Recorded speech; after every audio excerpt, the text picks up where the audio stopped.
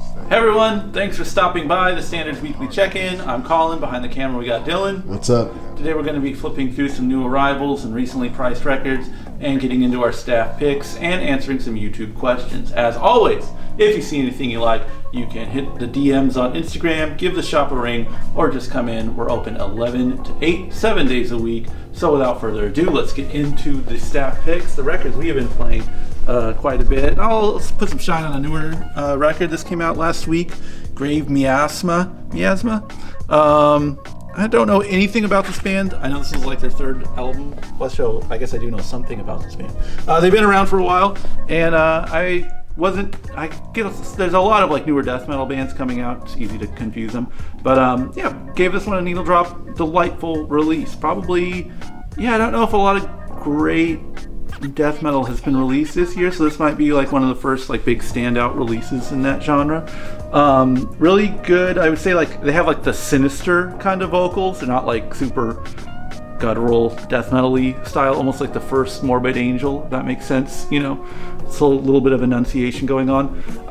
Just nice, a little bit atmospheric, a little bit not super riffy and like a pinch of black metal in the mix. So if you like your stuff a little bit mixed up like that, this is a good record. Another death metal release, not to double down, it's a group called Deformity. This is actually from a long time ago, late 90s group from Belgium. One of the few examples of like hardcore guys playing death metal that doesn't sound totally corny. You can kind of hear a lot of both. They're helping each other out. They're not taking each other down, the hardcore and the death metal. It's weird to like look back at my life and realize how much like European straight edge I was listening to in the late 90s.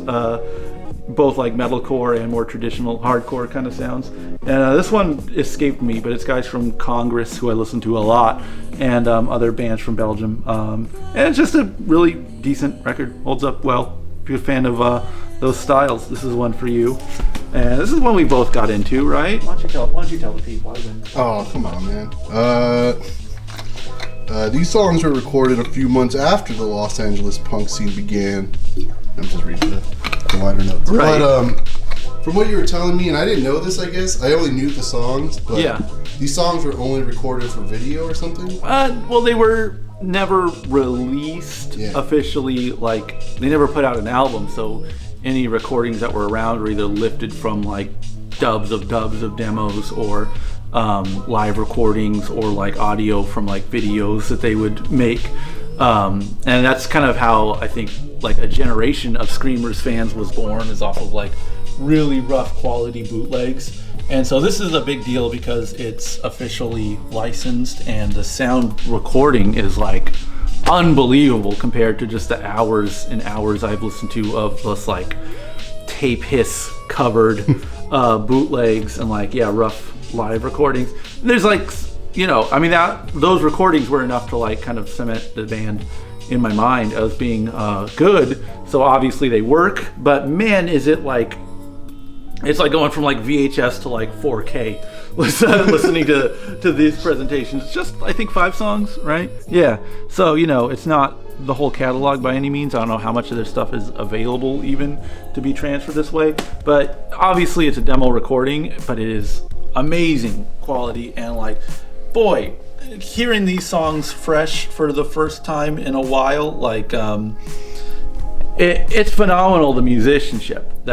I think like Screamers are a band where it's like, oh, it's cool, there's like there's just 2 synthesizers and a drummer, it's weird, it's quirky, it's whatever. But like, I think after a lot of imitators, hearing like the musicianship behind it and people who can really play well, like, man, I wasn't picking up on a lot of that when I was like, in like my late teens, early 20s, being like, here's an LA, you like the weirdos, you'll like this. It's kind of pitched in that way. But yeah, these guys are on some different stuff, and this is an amazing presentation of their music. Can't recommend that Screamers reissue enough. And this is all you. I'll let you fly solo on this one. All right. Well, obviously, it's a bona fide classic record. AC/DC, Back in Black. There we go. It's weird. Like, I've only really hung around with like the Bon Scott stuff. Yeah, of course. Like, personally. Yeah. And like, of course, I've listened to like Back in Black and For Those About to Rock, but I like listened to this like maybe, I don't know, 5 to 10 times in a row today. Yeah. And I was like, God damn it! Like, there's still like, it's still fucking phenomenal. Yeah. Yeah, it's hard. Like, I don't know what it is. Like, of course, like I want the Bon Scott stuff, or I like it more. But you know what I mean. Is there's not, you don't find like, because my difficulty with that album is just how like overplayed almost every song is on it. Yeah. You know, and they're like great if you could hear that song, like if you could hear that album with like not being a member of Western civilization, that would be like just the dream, you know? Because being like I can't really assess it on its own. But at the same time, those songs are those songs, and they're burnt out and played out so much for a reason. Yeah, whenever the actual title track, or what's it called? Shook Me All Night Long. Yeah. It's like, I've heard this so many times. But like, what's the other one? Like, Shake a Leg, I think. Yeah. And Giving the Dog a Bone. God damn it. Deeper cuts. Yeah. Well, it's just like weirder songs. I'm like, Yeah. all right, I'm down for this. And like, I don't know. I've just been on an AC/DC kick lately. What's wrong with that? Yeah. Yeah, so it's just like the only open AC/DC record. I'll go back and listen to it all day. Oh, damn it. It's still really still good. Connects. Yeah, I definitely gave some time to their 80s records. Mm-hmm. And they're not bad by any stretch of the imagination. So, Yeah. But yeah, this one to me is a little bit trickier to get into just for the reasons I mentioned. Yeah. But it's still a good record. So, Yeah. being unfair to it, you're encouraging me to listen to it. Yeah, I'm gonna try this new underground record called Yeah. Back in Black from ACDC. I don't think anyone's ever heard of it. Yeah, it's a pretty deep cut, but you know what? Yeah. If you're saying to check it out, It's like Screamers, AC/DC, Grave Messiah, or whatever. Yeah. All underground hits. That's what we specialize in here. All right, let's go a flip through. First things first, everyone. Colin is a big fan of Saw. This is the weirdest meme you'll ever hear, guys. It's not a meme, but it's actually true. I really like those movies. I kind of don't believe you. I've watched all those Saw movies like a bunch of times each. It's stupid. So what's the appeal of the Saw? Because they're not really like funny. Yeah, they're not fun to watch. Yeah, they're not funny to watch. They're not fun. And I don't know you to be like a gore guy. I am not a gore guy. Most of the time, I don't even look at the gore. I just kind of see it happen. Like, are you in it for the traps? Like, I just want to see how they get out. And they don't ever get out. That's most of the point. They normally all lose. And then there's like traps within a trap, and then there's like twists. Yeah, a bunch of fucking dumb twists, and I'm like in it for that. Yeah. Well, you said something kind of profound. Me? Yes. Okay. You said it's a franchise about losing. Yeah, it is. There's no good guys. There's not really a bad guy because he's dead, and so like no one wins. Just bleak for bleak's sake, I guess. Yeah, no one in whatever city that they live in which in Sawpedia, it's just city. It's just called Nameless City. No, it's called the city that Saw takes place in. That's what it's called. They didn't bother naming the city. Also, throughout the saga of Saw, the saga, SAWGA. Yes.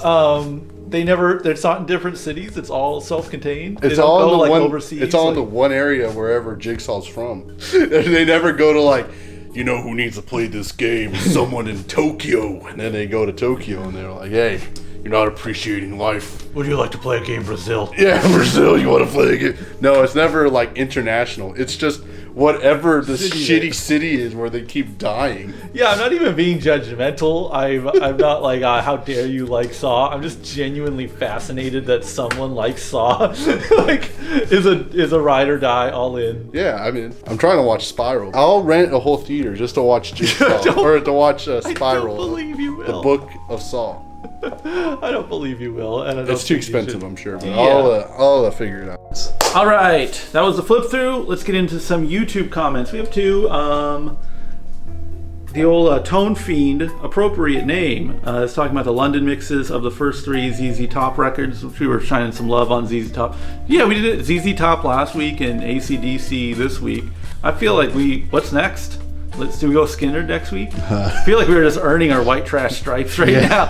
Like bum ass white trash hard rock that is actually like the best music ever made. I think it's like my fault though. I'm the one that's getting into it heavily. It's not wrong. I mean, if you're wrong for that, then an accomplice because I'm right there with you. He brings up, and he talks about how the London mixes of those are pure, and they re-recorded the bass and added digital drums and remixed the vocals in '89 when they went to Warner. And that is a weird thing that happens with a lot of those records. And I remember like the early days of like digital music, like sweating finding like the Ozzy records, like that were the original recordings, because they did the same thing, right? Mm-hmm. Man, what a shame. Don't re-record the fucking backing music. Even if I can't tell the difference, it's just going to annoy me, you know? Mm-hmm. Don't do that. Anyways, and then D Void hit us with what's the best movie tie-in song? So many great choices. He gives Dream Warriors, Revenge of the Nerds, Terror Vision as examples. I came up with the best answer already, but and I've been trying to top it, and I can't. And it's Killer Clowns from Outer Space by the Dickies. It's a good one. Yeah, I don't think there's a better one. I'm listening. Oh, my turn? Yeah. I thought you had more to say. No, you got it. All right. To tie in the AC/DC, I think. Yeah. Who Made Who for Maximum Overdrive. You think I'm mad at that? You're wrong. Yeah, I'm not trying to joke. It's a good album. And a good... movie tie-in song. Yeah. I would also say DIGIRAP for the Digimon movie. Yeah. Yeah. It's just some guy rapping about Digimon. Which is, in all fairness, you know, I feel like you could say anything in a Digimon rap. Yeah. I'm not going to argue with you because I can't. Like, you can't really fact check a DigiRap because no one's ever seen a Digimon. So I think he says like Digi-pollution at some point. It's fucking badass. Is that part of the Digimon lore? Yeah, I don't know what that means. He just says it. I think he opened up with It's the Digi-pollution or something. Or Digi-evolution? Maybe. I don't know. For all my Digi-heads, go ahead and comment down below your thoughts on the DigiRap. Yeah, please. confirm or deny if I'm right or wrong. If you're still around after that, thank you so much for watching. If you want a question answered on next week's episode, leave a comment down below and we will get to it next week. Again, thanks for watching. Take it easy. Bye.